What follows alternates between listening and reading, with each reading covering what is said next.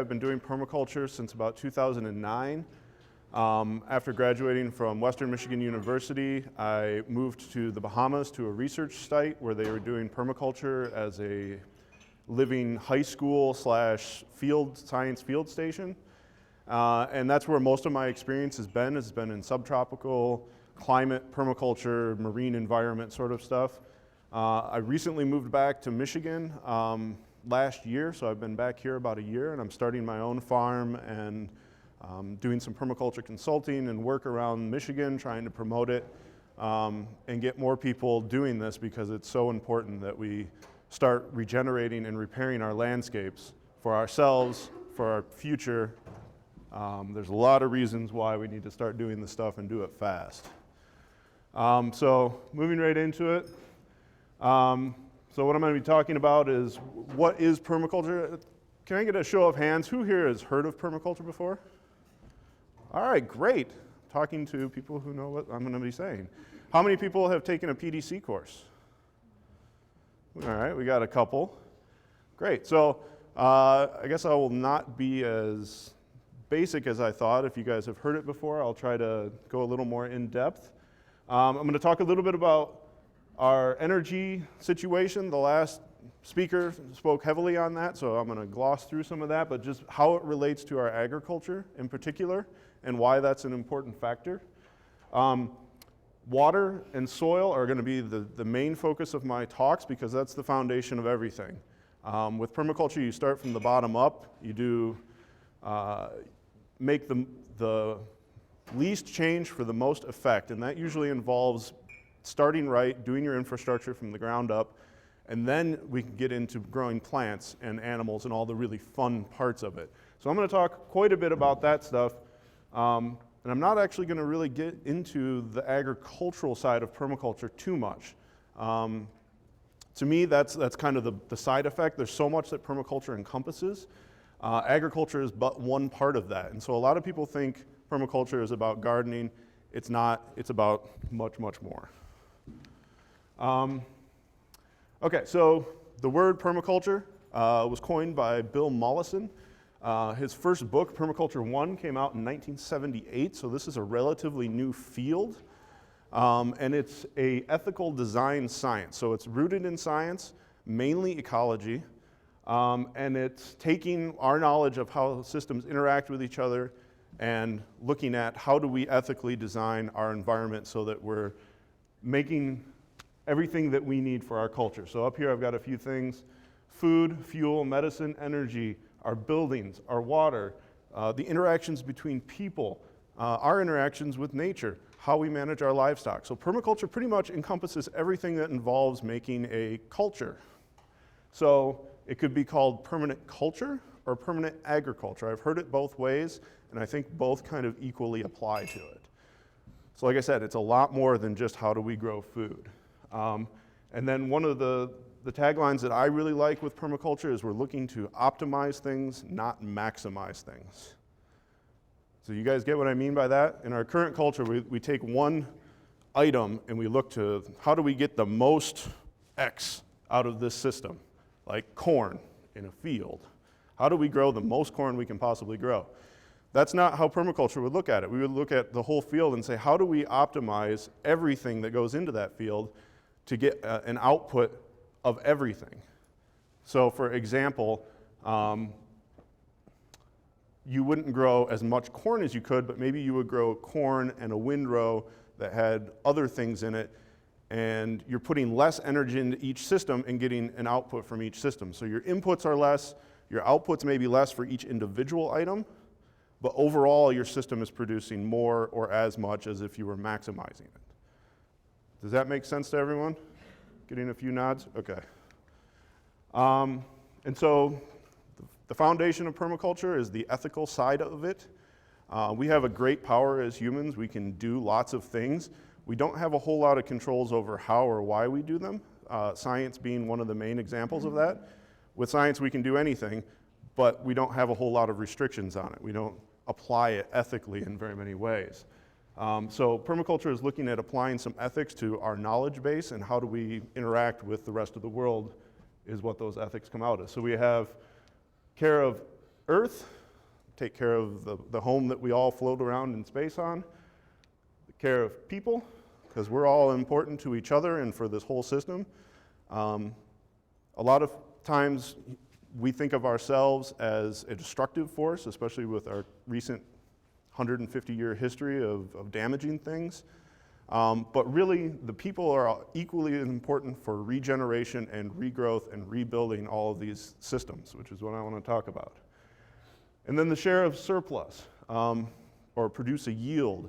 You have to be able to continue doing what you're doing. You have to be able to stay alive by eating food, things like that.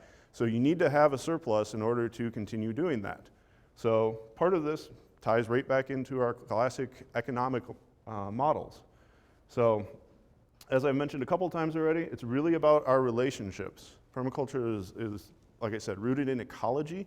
Ecology is about how do we interact, how do species interact with each other, the whole environment. And so, there you go. All right, so the permaculture principles. So underneath our ethical system, we also have principles that guide how we do things. These are basic observations of how things work in nature and how we interact with them. And so some of the main ones, observe and connect. So one of the big things in permaculture is you got to have a natural environment to be able to observe nature and see how it works.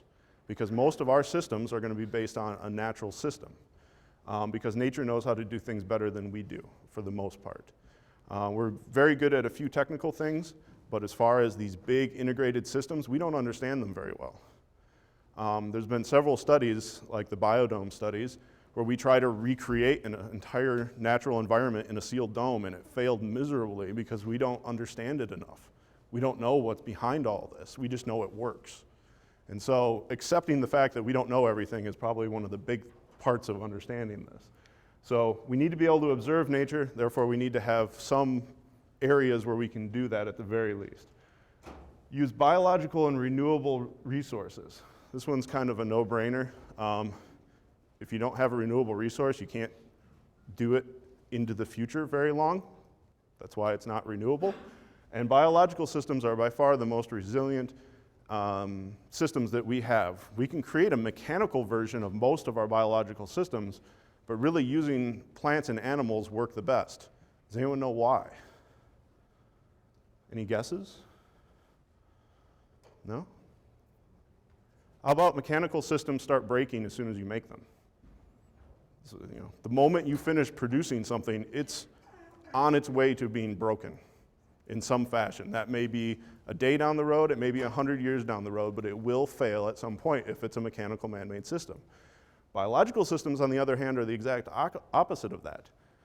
As soon as you plant a seed, that tree is going to be growing for the next 500 years. It's going to be renewing itself, reproducing on its own without you. So, biological systems are the foundation of what we need to be doing, simply because they work better than our mechanical systems do. They last longer if we treat them right.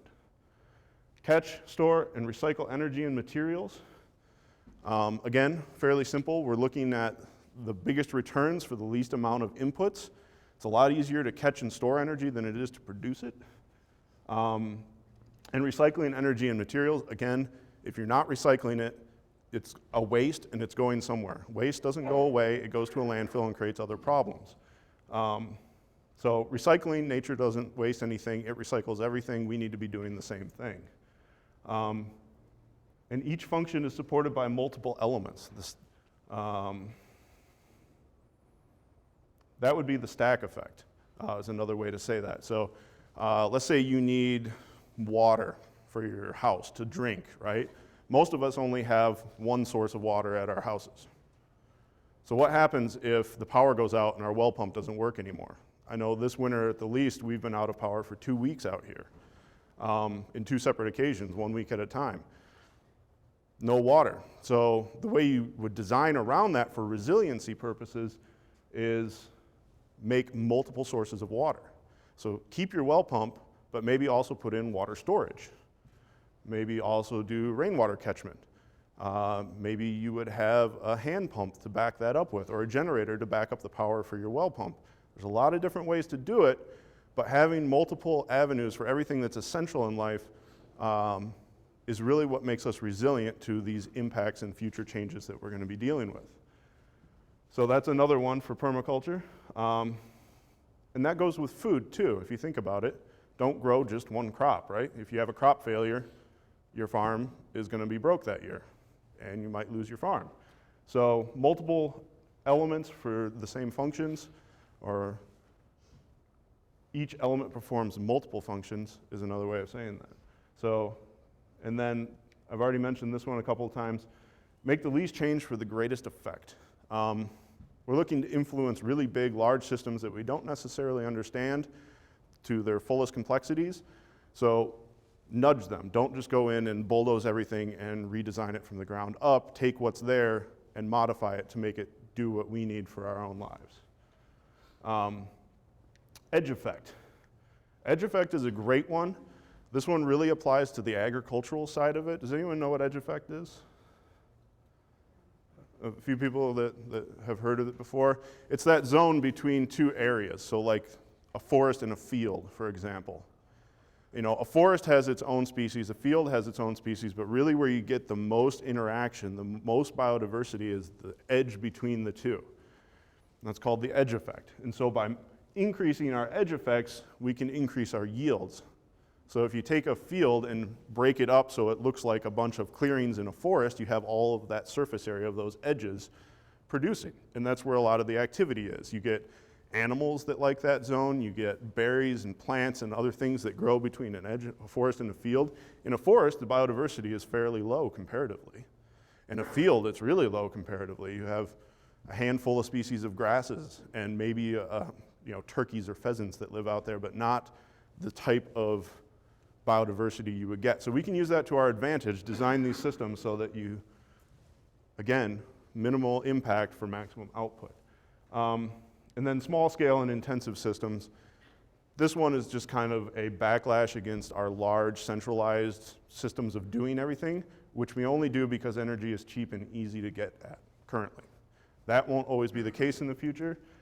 Small scale systems, human scale systems are the more appropriate way to go with that. And permaculture tries to design around those. So speaking of energy, oil is a big one. And I would lump other things into this category: oil, coal, just any way we produce it non-renewably. Nuclear would be another one. What do we use our oil for mostly? Do you guys know? Throw out some suggestions here. Transportation, okay. Food production, which one's more? We use more oil to grow our crops than we do to drive around? Yeah, we do. And by quite a bit, actually. So if you think about our standard agricultural model that we work with, we're using oil to produce our fertilizers. We use oil to produce our pesticides and herbicides. We use oil to make the tractor. We use oil to drive the tractor. And then we use oil to ship our products thousands of miles to each one of us. Do you guys know how far our food travels? I mean, from the average amount from where it's currently produced to us eating it. Yeah, there's a lot of different numbers. I've heard anywhere from 1,300 to about 2,000 miles, depending on what you're eating. That's a lot of oil. That's a lot of energy being spent just moving things. And then you get a lot of problems with that, right? Like, because it's traveling in a vehicle for a long time, either an airplane, refrigerated truck, semi, whatever, that food starts breaking down the moment you pick it. So not only are we spending a ton of energy to move this stuff around, what we get when it gets to us is subprime. It's not optimal. It's not good for the most part. You lose a lot of the nutrients out of it. So, okay. Third of all the oil and gas consumption in the US is used for food production. That's a big number, right? We use a lot of oil and gas, and just to grow our food, and this is one of my favorite ones, and I've heard much bigger numbers than this. I've heard around 10 or more calories per calorie of consumption. So calorie is a measurement of food energy, and you can use that roughly to convert other types of energy to an equivalent. So we're taking all of this cheap coal, oil, natural gas, and using 10 times the amount of energy that we're actually getting as a benefit. Our 7.3 times out of it. That's not sustainable. We can't do that. Nature doesn't work that way. And there you go. And so we use big, large systems, high energy inputs. No matter how you cut it, this probably isn't going to last for hundreds or thousands of years like this. Even if we're using completely renewable sources, it would be very hard to keep big tractors, large, huge tracts of land going. Oh, come on, you were working. There we go. All right, so some estimates about how much oil we have left around to use for our agricultural systems. There are 2 trillion barrels. We've used about half of that recoverable oil. So we're on the downslide. We're going into oil insecurity. And this was from none of the radical groups here where you hear a lot of these statistics coming out of. They've been talking about this since the 60s. This is from Financial Planning magazine. I hate to say a little more reputable source, but certainly more accepted in our culture as a authority versus some of these other ones which get discredited quite often. And so this is what we're looking at with peak oil. And again, the basis of our agriculture and our civilization is our oil energy. There used to be 98 countries that produced oil, and now we're down to 64 of them. And the rest of them are oil importers. We consume more than we produce. The US passed that a long time ago. The first oil embargo was a good sign of it. All right, and there's not much more to find. We're increasingly going for the dirtier, uglier, more environmentally damaging sources of energy. Fracking, offshore oil drilling, the stuff that we didn't have to do before because oil was cheap and easy to get to, is now becoming economically available only because we discredit all of the damage that it does. And so this is what it's looking like. Our production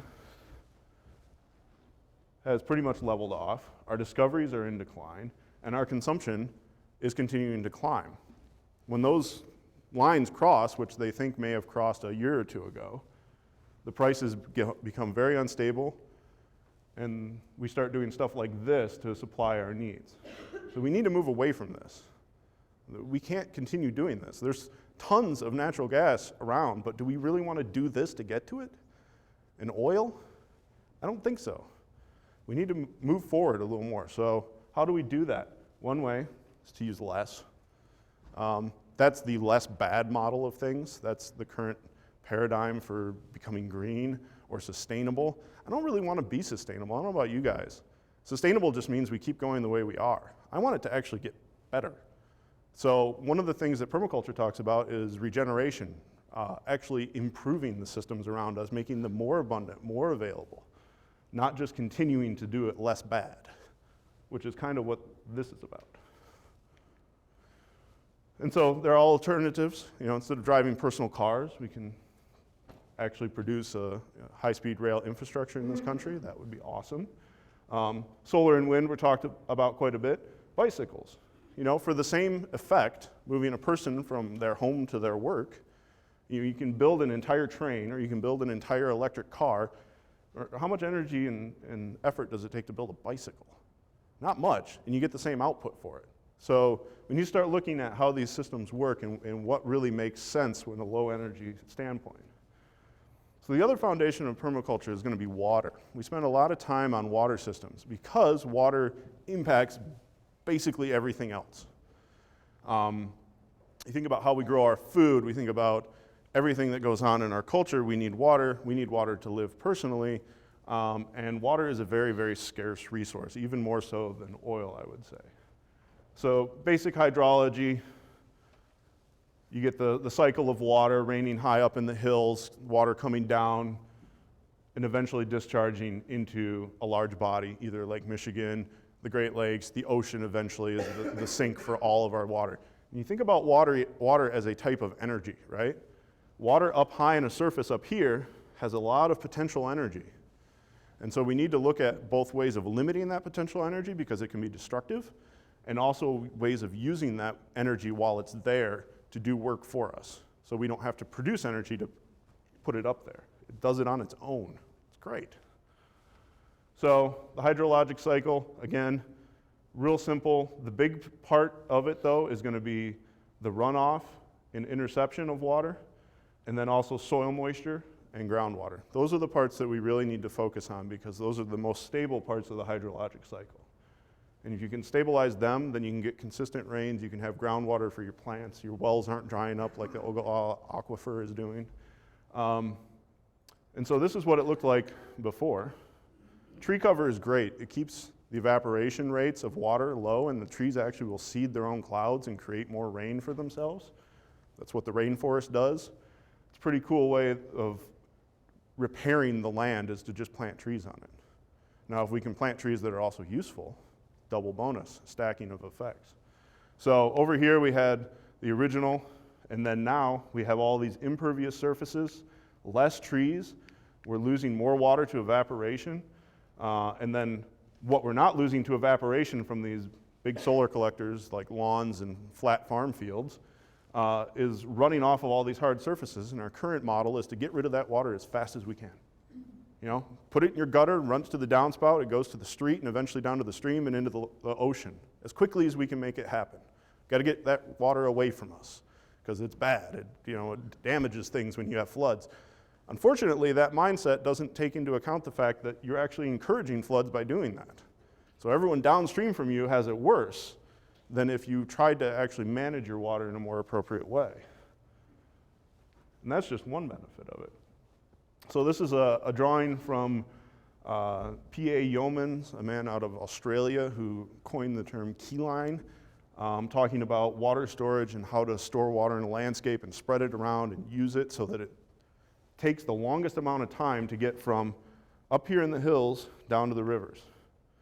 So from source to sink, it's pretty much a straight line when you go to a natural environment. Rivers run generally downhill through the valleys and out to the ocean. And again, that's not a very productive way to use it and rather destructive when you have large rain events. So what's the prediction right now for future climate change? Weirding. We're going to get more unpredictable rain events, more droughts, more torrential downpours. We're not going to get the steady, even rains that we're all used to for the last 100 years. So we need to start designing for this. How do we compensate for these problems that we're causing for ourselves? So this is what he said. Let's store it up high in the landscape. Instead of a straight line from source to sink, let's make that water wander all over the place. Store it in catchment ponds. These are all useful things. If you have water up high in the landscape, you don't need a pump to pump it out of the ground to water your animals. You can gravity feed it out of a pond to your animals who are lower down on the landscape than you. That's free energy. Let's use it. And then pervious surfaces. This is a good temporary fix. We need some hard landscapes. I'm not a huge fan of pervious surfaces because I find that they eventually silt up anyway and become impervious, especially with traffic and walking. But it's a good way to do it, and it allows the water to recharge into the ground. So groundwater recharge is another huge part of it because when you have a high water table, what do you get on the surface? You get water on the surface, right? You get springs, you get ponds, you have natural water features that are both good for the environment and for us. Again, water being accessible is going to be a huge problem. And so, how do we slow down this water on its way out? And we need to slow it down. We don't want to stop it because you can cause other problems by doing that, but slow it down. Allow it to sink into the ground. Make it so it's used in the landscape, and when you slow it down, you reduce your erosion. That's a key one that I'll touch on in a minute. So you want to increase your retention times so that this water can percolate into the ground or be used on the surface before it evaporates and flows away. So over here, this is a swale, which is just a ditch on contour that fills up with water and allows rain to sit there until it can soak into the ground.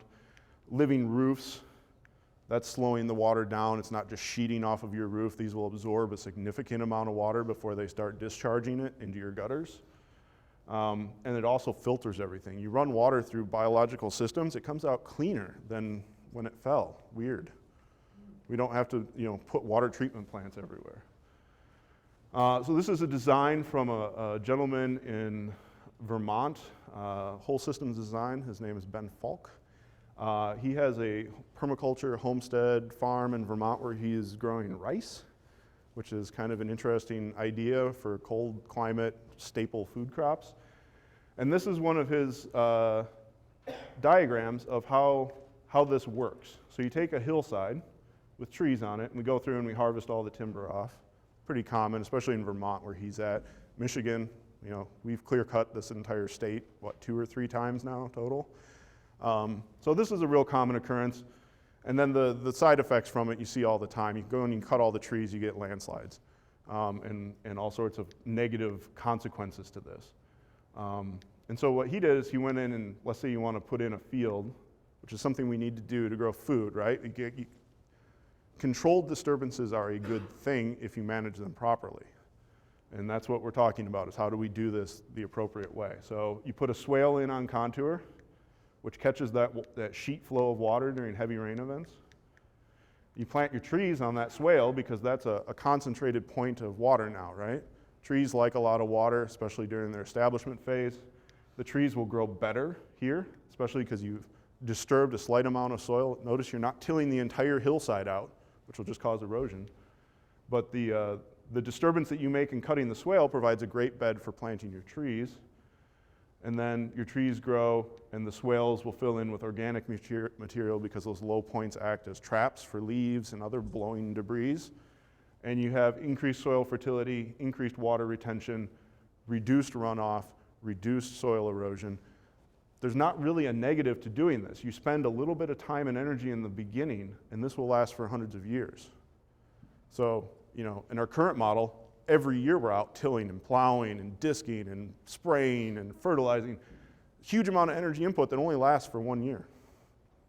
This, you put a relatively small amount of energy, an excavator, and a couple of days work, and you can build a swale, and that'll last for a long, long time and continue doing those functions for a long, long time without any more inputs.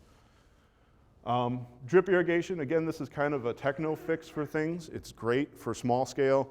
Large scale, you really want the water to be stored in the ground. Drip irrigation does have a lot of benefits in reduced water use, so it's not a bad thing, but really we need to move away from plastic techno fixes, things like that. So, small and appropriate scales. This is a very low-tech system. I'm not even sure where this would be at, but essentially you're using your human energy to lift that bucket and produce potential energy for irrigation. And then combining that with the efficiency of drip irrigation so you're not wasting your energy by having to lift hundreds of gallons and so it runs into a sprinkler, you're lifting 5 gallons to go into a drip system. That's the difference between water conservation using this and our current model of wasteful energy. I'm going to talk a little bit about water storage and cisterns. And I'm going to talk a little bit about rain barrels and why I don't think they're the greatest idea in the world, which might sound a little counterintuitive, but I'll get to the numbers here in a second. So this is a very nicely built cistern here of about 6,500 gallons. And this is a rain barrel. You'll be lucky if you get 55 gallons. Most of them I've seen are slightly smaller than that. Some of them are a little bigger. But on average, you take one of those blue 55-gallon barrels and you can make a rain barrel out of it. Well, that's a great start, but it's not really going to do that much good for very long. It's kind of like a token gesture, in my opinion, because what we really need to be doing is a lot more than that. So the average American uses between 80 and 100 gallons of water per day. First of all, conservation, we need to get that number way, way, way, way lower. The place I worked in the Bahamas, because we didn't have any fresh water anywhere, we were doing all rainwater catchment and cisterns. Our water consumption was about 15 gallons a day per person, was what we budgeted people for. And that includes cooking and washing and drinking. And you have to drink a lot of water, like 3 gallons of that during the summer there. It's amazing how much you drink. But anyway, so we got our consumption down incredibly, incredibly low there because we didn't have an abundant freshwater resource that we could waste. It was very expensive to build cisterns, and therefore it was much, much better to reduce our use than to provide more cistern storage. The average home in the Midwest, according to the census, was 2,265 square feet. That's a pretty big house. That's almost doubled from the 1950s, what our average house size was. And for a family of two, the average is about 1,000 square foot garden, would provide a majority of your own vegetables and food, and require somewhere along the lines of 90 gallons a day of irrigation. Droughts in our region can last 3 or more weeks. The one in 2012 is significantly longer than that, and like I said, with climate weirding, these numbers are not going to be consistent or predictable, so we could be looking at summer-long droughts every year. We don't know. We could be looking at no droughts. We also don't know.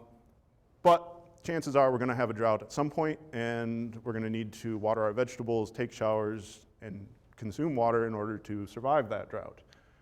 And we get about 34 inches of water a year in Michigan. So a little bit of math aside, a 4-person home needs about 6,720 gallons for a 3-week drought. That's with this number here, and that's your daily house use, just flushing toilets and showers and that sort of thing. And your 2,000 square foot garden for the same 4-person home. Here I said 1,000 foot, that's only for 2 people. So about 500 square foot per person to grow your food. For that same 3-week drought would require about half the water that you do for consumption. And with the little calculations on roof sizes, the average house will collect about 1,412 gallons in a 1-inch rain, which is a pretty standard heavy downpour. Sometimes we see bigger rains, but that's kind of the average one. So 1,412 gallons, and we're using 10,000 gallons. How many 1-inch rain events do we need to store water for in order to have the water we need to survive? A lot. So our storage capacity needs to be much, much bigger than a 55-gallon barrel. It needs to be closer to a 10,000-gallon barrel so that we can have water in case of emergencies for resiliency purposes. So the little 55-gallon rain barrel is great if you have like a 10 by 10 garden plot right next to it that you're using to water. If you're planning on living off that or using it for any serious agricultural or personal uses, not going to last you very long, maybe a day or two. So we need to be looking at much bigger systems. That wooden rain cistern that I showed a couple slides ago is a great one. This is one a friend of mine built in Nicaragua. He has a farm down on the slope of the volcano in Lake Nicaragua. And this is a ferro-cement cistern, and this is a permaculture farm. He teaches permaculture design. Very smart guy, doing some really cool stuff. So is anyone familiar with ferro-cement? A couple people have heard of it. None of this stuff is new technology. This is stuff that's been around for a long, long time. Ferro-cement I first heard about in some FAO reports from the 1970s, looking at cistern construction. They used to use this to build boats. You guys ever heard of concrete boats? Same technology used to make the hull of a boat versus water storage. Basically, you take wire mesh and rebar with a lot of it, and you put a very thin coat of concrete in. So he's building like a 10,000-gallon rainwater cistern, and that's how thick the wall is, as opposed to pouring like a 12-inch thick square cistern like we used to do in the Bahamas. That's what our cisterns were made of because they were the foundations for our buildings. Nope, that's straight wall. Yep. Straight wall all the way around, about 2 inches thick of high-pressure concrete. You don't even need a liner in it. High-pressure concrete is relatively waterproof. And it doesn't take a whole lot of materials. It takes a little bit of knowledge, a little bit of time, and you have a huge amount of water storage because of it. So these are some of the solutions we need to be looking at. And not a plastic rain barrel. That's cheap and quick, but not necessarily the right direction to go. Even better, this is Ben Falk's place in Vermont, the guy I was telling you was growing rice. The cheapest and easiest way to store water by far is in ponds. You get a huge amount of reserve water for the amount of time and energy you put into it, and expense comparatively. The expense of building a pond is relatively high, but not for the amount of water you get out of it, compared to the expense of building a cistern or a ferrocement cistern versus how much water that can store. So a little bit on how you build the ponds. He's lining it with rocks to stabilize the shore. It's a shallow pond so plants and fish can grow in it. And that's kind of what it looks like before they fill up.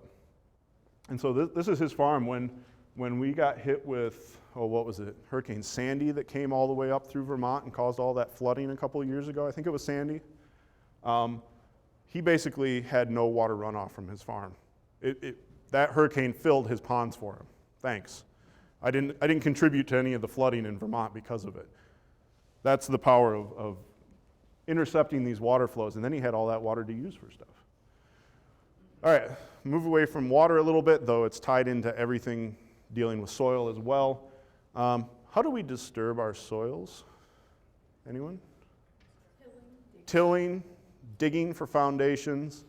Yeah, most of our construction is going to involve disturbing soils, but mostly it's with our disturbances for agriculture. Annual plants evolved after disturbances. A forest fire comes through, the annuals are the first ones to come back. They're the pioneering species. So we replicate that system in our agriculture by going through and plowing all the time, which is actually really bad for the soil and the environment for lots and lots of reasons. What's the #1 export in the US? Yeah, we export soil into the Gulf of Mexico like nothing else that we produce. And this is a real big problem because we have a finite supply of soil in this country, which we're going through at an incredible rate. Something like half of the topsoil in the fertile Midwest valleys has already been lost since we broke ground 100 years ago. 100 years is not a long time, folks. That's a very short geological period. If we want to be around in another 100 years, we can't do that. We won't have any soil in 100 years. So you can see how brown and dirty the water is here. That's not supposed to look like that. Rivers are not supposed to be brown and dirty. We are used to them looking that way. It's become accepted, but that's not what they're supposed to look like. That's all of our topsoil coming off of our farmlands, going right into the Gulf of Mexico and creating a dead zone. Lots and lots of problems with that. So here's some numbers to back that up. National Resource Inventory says we lose 1.9 billion tons of soil, and this was almost 2 decades ago. It's gotten worse. And if we loaded all that soil into rail cars like we do coal and move it around, it would wrap around the earth 7 times. That's how much soil we lose off of the Midwest in the US down the Mississippi River. That's ridiculous. That's all I can say about that. That's unbelievable. That's the foundation of our civilization. That's the foundation of us being able to be alive. We just wash it away. Bye. Dust Bowl, anyone? Wind erosion, another huge contributing factor to destroying our soils, our agriculture. Again, this is common. We see this all the time during the summer when people plow at the wrong time and it's dry and dusty and they're like, oh, look, it's that farmer. Good thing he's got a cab around him to keep him protected from all that dust. And it's pretty stark what that can look like. I mean, that's a seedling in a field, and that's how much was blown away in the wind in 1 year. That's an amazing amount on its own.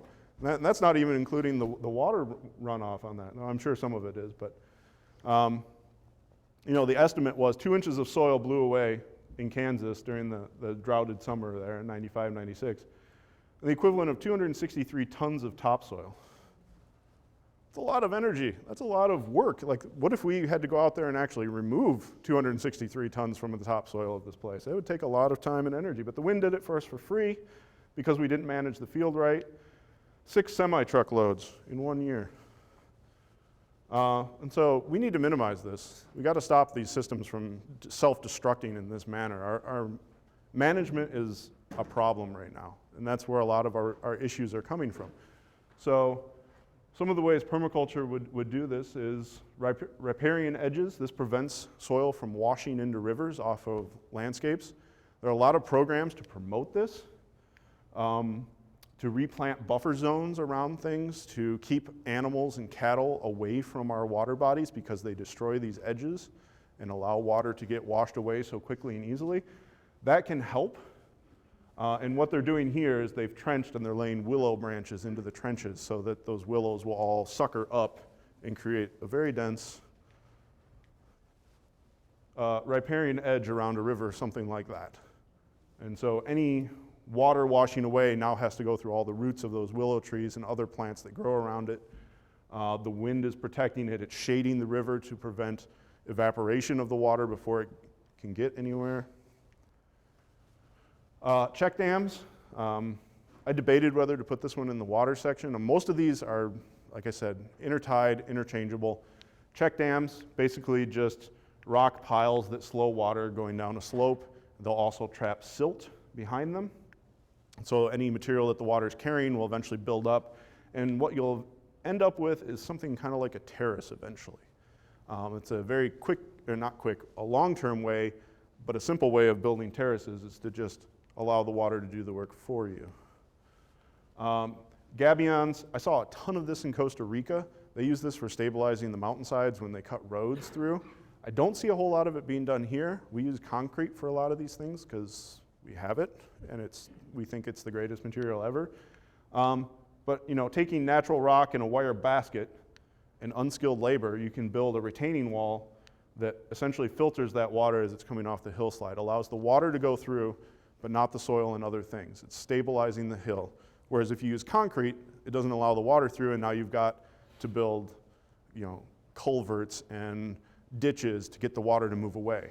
That's what I was saying before. We're very set on exporting our water as quickly as possible away from a site. This is how we should be doing it. Allow the water to move through the site the way it needs to, and intercept it and use it as much as we can along the way. Other parts of the world have figured this out where they've been in low energy and high populations for a long time. Think China. You know, terracing. That's a lot of work, but these terraces have been here for hundreds of years. You know, these are all hand-built.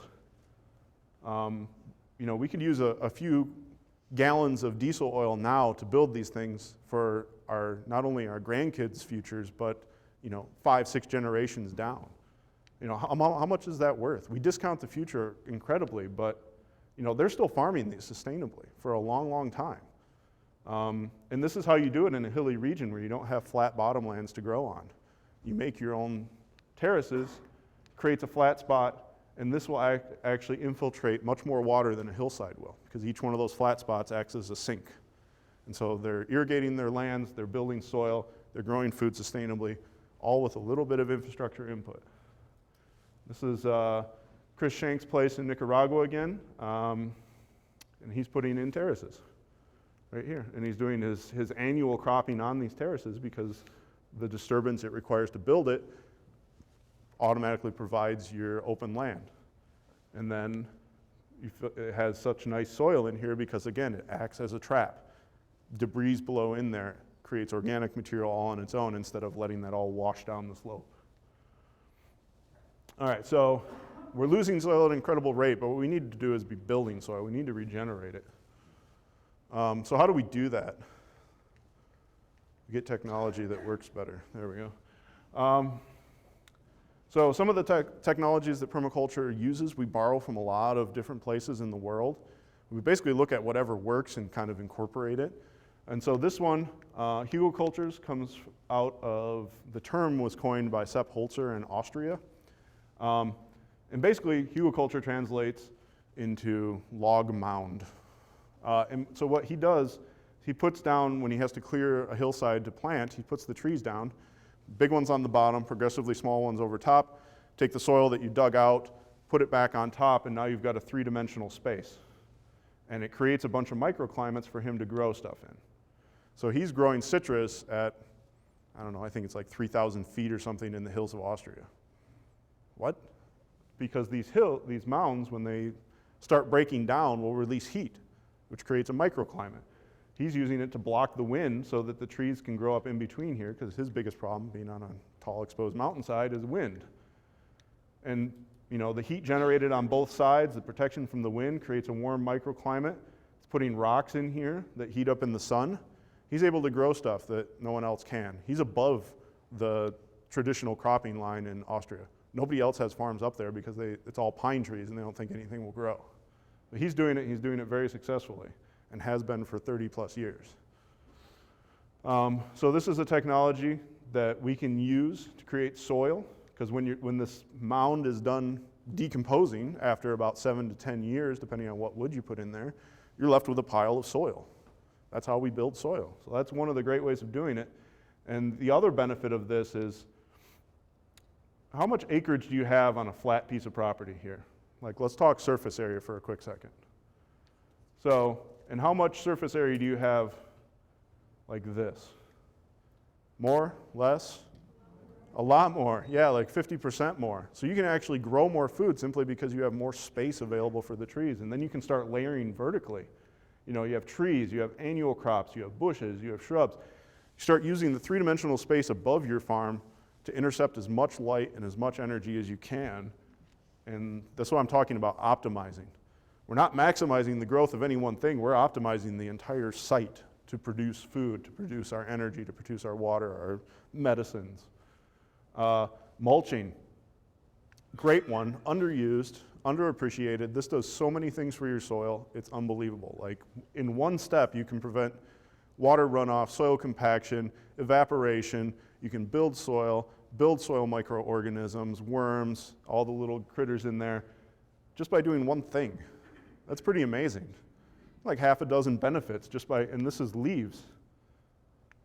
You know, most of us shred our leaves, bag them up, put them on the curb for the city to take. I don't know if you guys do, but in the city I see a lot of people doing that. This is straw down here, you know, a byproduct of grain production, and we get all these benefits out of it. You don't have to water your garden nearly as much. Your plants are healthier. The soil isn't compacted like it would be if the raindrops are pounding into it at every rainstorm. Lots and lots of benefits from mulching. Cover cropping, kind of similar to mulching, except for using living systems to do it. Again, mulching is a dead system. It's like a mechanical system. It eventually breaks down and requires replenishment. Cover crops, they're alive. You throw seeds out there and you can till them under, and there's all of your organic material. And you know, a lot of this stuff is going to be nitrogen fixing, so you're actively taking nitrogen out of the atmosphere and putting it into the roots where the plants can use it. And then when you cut the plants down, those roots decay below ground, release those nitrogen nodules that are in there, provide growth for your plants. And this is a vineyard that I found this image of here, where there looks like some sort of brassica crop here, maybe mustards, combined with, my guess would be some sort of rye or oats down the center. And so you can do this not just for cover cropping, but intercropping. So in your vineyard, you could also be growing your grain crops or other things like that, using that land and that space more effectively. And then perennial plants is really the key to all of this, not having to go through and disturb the soil year to year to year. You know, forests don't require us to go in there and mulch. They do it on their own. It's pretty amazing. They don't require us to water them either, because the trees can go right down to the water table and pull their own water out. So establishing systems that don't require us to interact with them but provide us with products and things that we need is really the best way to do it. Then you don't have any energy input except for the establishment phase. And then you can reap the benefits of that for 100 years. And another one that I'm a really big fan of is called Coppicing. This is an old technology used still in Europe and England. We don't see it a whole lot here in the US because we have a lot of big old trees to cut down. And so having to grow our own firewood and fuel wood has never really been part of our culture. But in a place where you're land restricted like England, this becomes a big thing. So how many of you guys know that when you cut a tree, it'll regrow? Right? Like, we take a lot of effort to try to kill trees that regrow on their own. You know, those are the invasive ones, or you got to use glyphosate, or, you know, inject the roots to stop that from happening. You know, stump grinders, that's why we use them. But we can use that to our advantage as well. Because when trees regrow, it essentially rejuvenates the whole thing. So there are coppice trees in England and France that have been continuously cut like this for 600 years. Trees that have life expectancies of only 100 years. So effectively making that tree 6 times better, maybe not. This is what it looks like after you cut them. So you have the stool here, and then you have the shoots that come up. And then, this is your free lumber for building things. You need trellises for your garden. Round pole timber frame construction. There's a great guy, Ben Law, in England, who built his whole house out of the acreages that he manages this way, all out of round pole timber frame. He's got some good books, I recommend them. Back to key lining for a moment as far as soil building goes. So here's your standard lawn or pasture, very shallow root systems, comparatively speaking to like a forest. The soil layer's not very thick here, 6 to 12 inches typically, and then you hit subsoil. And so building soil involves getting carbon and materials down in there. And the best way to do it is not to till things into the ground because that requires a lot of time and energy. The key lining. There are special plows for this called keyline plows. We would call them subsoilers here. They're similar but not exactly the same. Which basically is just a shoe on a shaft that goes through the ground and lifts and creates this little channel, and then that's where the shaft was. And then you can put seeds in there, and each one of those channels is done on contour across the landscape, and water gets caught by each one of those little chisels. Seeds and organic material fall into the holes. Your plant's roots, it opens up the structure of the soil down below without turning it over. So your plant's roots can penetrate deeper. So, your first year, you only can go so deep before you hit hard pan or subsoil. You plant your plants. The next year, you move over a little bit. You can go a bit deeper, plant those plants, and you can see the improvements here. Instead of having soil that's that thick, you're now building soil that deep. Just through a little bit of management and ecological design. And so this is what it would kind of look like on contour. So, here's the hills. You have tree rows planted here along the swales, key lines plowed in between, or you could put crops in between along contour. If you're plowing into furrows along contour, you mitigate a lot of the erosion problems that you find. And it's totally vegetated, no erosion going on. All the water is being intercepted and stored on site. And still producing food, still growing all the same things that we need to survive. Just doing it in a lot better way. Biochar. We'll put a little plug in here. My dad's doing a talk in the next breakout session for pyrolysis. I highly recommend it. He's put a lot of work into it. Biochar is very cool. It's the result of the pyrolysis process. And it's basically burning wood in the absence of oxygen at high temperatures. That's my summary of it. You can get all the technical numbers and details from him. And it kind of comes out looking basically like it did before it went in, just a lot blacker. But that's pretty much pure carbon and minerals. That's all that's left. It drives off all the volatiles. And you're left with carbon in a very stable form. It doesn't break down. It doesn't go into a gas. It doesn't go into the ground. It stays there. There are places in the Amazon where this material called terra preta, or black earth, they found from the pre-Columbian civilizations is still there, and it's still the most fertile land there. People look for the dark terra preta earths because their crops will grow a lot better. We all know the Amazon is very depleted soils because of the high rainfalls. All the nutrients are in the plants themselves. They figured out how to store it in the ground. This also acts as a form of carbon sequestration. If done right, you release less carbon than you store. It's carbon negative. We can reverse climate change if we do this on a huge scale. And it's not that hard. I make this in my wood stove with a canister I put in there. And you can make it out of basically anything, any biological material, wood chips. I use sawdust from my planer.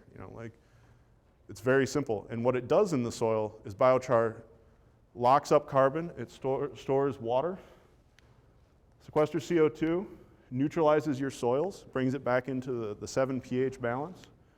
Your crops can get access to the nutrients and the bacteria that grow on that carbon. Improves water retention. It acts like little, almost like the stuff we add to potting soil. It holds the water there. Because when you look under it in a microscope, biochar is a bunch of really tiny small holes that make up those things. So all those passageways and surface areas hold water and nutrients. Microbes, soil microbes and fungi live off of this. Microbes need carbon, and they can actually use these like little hotels. They form their, bacterial slime coats on all the surface area of all those tiny little holes. You increase your soil microbe densities. Helps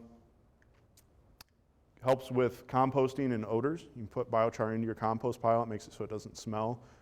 Biochar is essentially what we use for carbon filters, for filtering water and air. It's the same stuff, expanded carbon. So it does the same thing, just on your compost pile. Increases seed germination, makes a stable, permanent soil that can last for thousands of years. And you don't need to put as much fertilizer in your land because you don't have excess runoff of that fertilizer. It's being locked up in the biochar where it can be accessed by plants. Amazing stuff, real easy to make, simple to do. Brief touch on animal management and how that relates to this whole system. This is PRI's new site in Australia, Permaculture Research Institute, kind of the offshoot of Bill Mollison's original permaculture. This is run by a man named Jeff Lawton. He puts out a great series of videos. You guys should look him up, does some good work, but this site is kind of an example of how they've developed a permaculture site. So this is a hillside farm, river down below. All the water originally just ran straight off. This was all cleared pasture to begin with. And he's gone through and put in all these systems, and what he's done is this red line here is his alleyways for moving his cattle around, cattle and chickens and integrated animal management, but mainly cattle driven. Each one of these yellow cells are his temporary grazing pens. So there's a perimeter fence that goes around the whole farm, there's a permanent fence that goes around the alleys connecting all these, and then he uses temporary fences for all the spaces in between.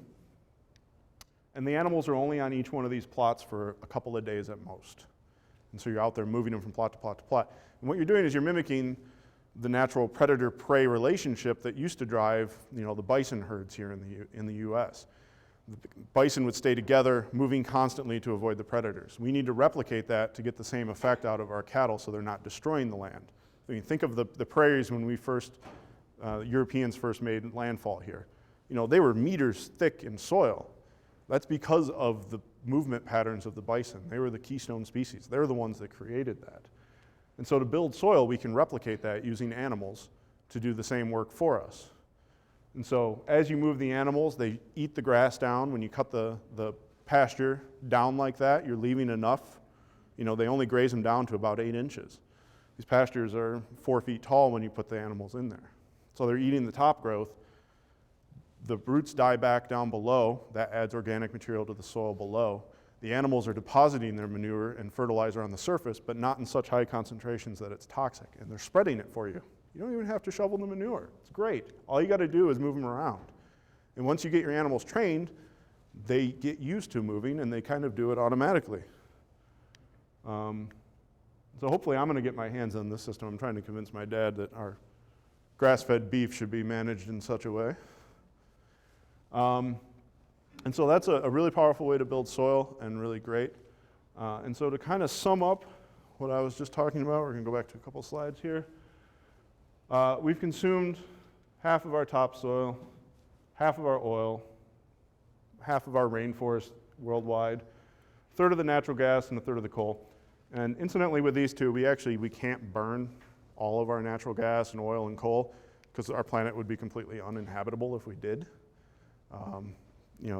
Atmospheric CO2 would be triple what it is now, and we're already over the sustainable limit. So, we've consumed a lot of it, and we should just plan on not burning the rest of it, because that's a really terrible use for such a valuable resource.